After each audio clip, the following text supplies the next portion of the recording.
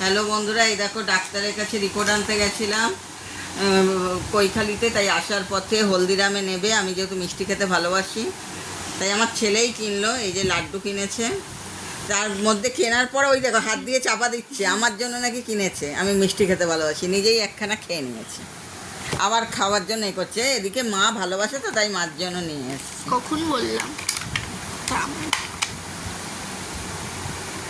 তারপর এতে কি আছে দেখি, ও এতে আছে বরফি, কাজু বরফি।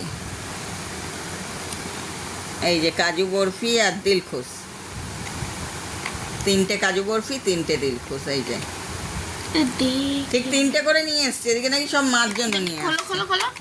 সবই এখন খেয়ে নেবে ও।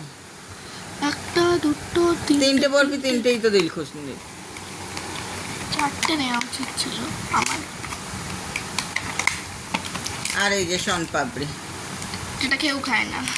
এটা আমিই খাই একা বসে বসে, ভাল লাগে না, কিরম সুতো।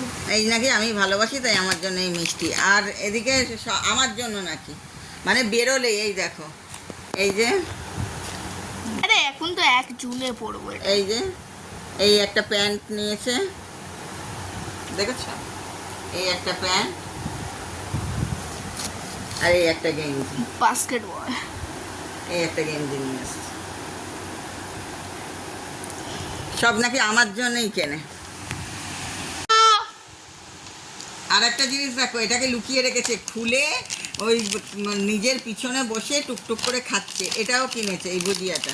এটা নিজের জন্য কিনেছে বলে এটা পুরো লুকিয়েই রেখে দিয়েছে, টুকটুক করে খেয়ে যাচ্ছে, বোঝো? এই যে ঝুড়ি ভাজা। আরে একটা কটকটি খাচ্ছি, ওরম কটকটিটা আমার।